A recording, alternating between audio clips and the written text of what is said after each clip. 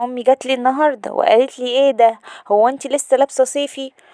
وشافت اولادي وبتقول لي قال ايه وملبسه لكل عيل منهم فانيلا يا دوبك بكم ومستغربه انهم عيوا. فبتقول لي مصيبه تكوني لسه ما خرجتيش الشتوي كمان. قلت لها لا لسه يا ست الحبايب. قالت لي لا ده انا ماشيه وبالله عليكي تطلعي الشتوي، هو انت ما بتحسيش ولا ايه؟ ده الشتا مغرق الشوارع تحت، هو انت ايه مستنيه ايه ده كله؟ لا ده الجو تلج، ده الجو مره واحده قلب.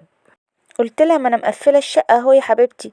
قالت لي لا وده كمان غلط، افتحي كده الشبابيك في الصبح وخرجي الطاقه السلبيه والميكروبات الولعيه اللي في الشقه وافتحي كده. قلت لها حاضر يا ست الحبايب. وانا اقدر اقول حاجه بعد اللي انتي قلتيه؟ هي مشيت من هنا وانا فضيت ونزلت الشتوي من هنا عشان ارضي ست الحبايب. اه طبعا بيني وبينكم انا كنت مكسله ومستكفيه بالغطا وبس، لان عندي شغل كتير قوي في الشقه ولما بشتغل مش بحس بالسقعه. بصراحة ربنا يبارك لها ويديها الصحة شجعتني إن ننزل الشتوي، وإن الشتا تيجي من هنا وأنا بحس بالحبس على طول من هنا. مش بعرف أروح في أي حتة، لا بعرف أروح في عند ماما ولا بعرف أروح عند إخواتي ولا بعرف أروح في أي حتة.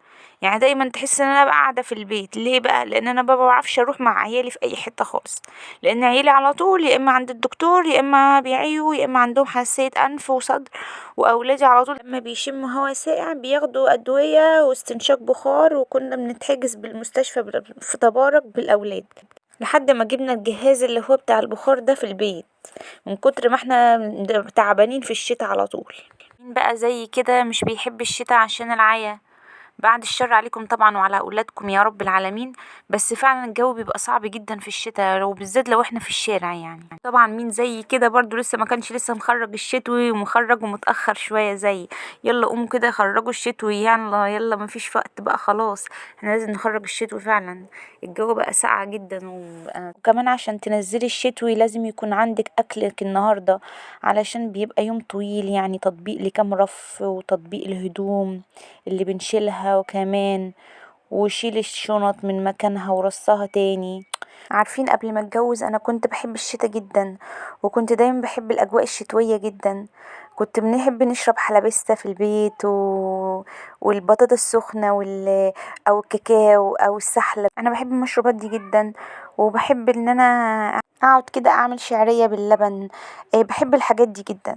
انا بحب الاجواء الشتوية جدا قبل ما اتجوز، لاني مش محتاجه اروح لاهلي بقى، ما خلاص انا قاعده معاهم يعني. فانا اكيد مش هبقى محتاجه اروح لاهلي، فبقى مبسوطه بقى ان في الاجواء الشتويه ان انا قاعده معاهم وبشرب حاجات سخنه ومبسوطه كده معاهم. بس خلاص بقى يعني هو دلوقتي احنا اتجوزت، فطبعا عشان خاطر اولادي لازم اكون قاعده ومحبوسه في البيت بقى خلاص. فانا مش هينفع ان انا اروح في حته خلاص واعرضهم للبرد والكلام دوت وفي الاخر يعيوا. وبقى انا بتعب نفسيا لما بيعيوا، انا والله العظيم بتعب نفسيا، انا ما بحبش اشوفهم عيانين. فمش عارفه اعمل ايه، فدايما تلاقيني قاعده بقى في البيت خلاص.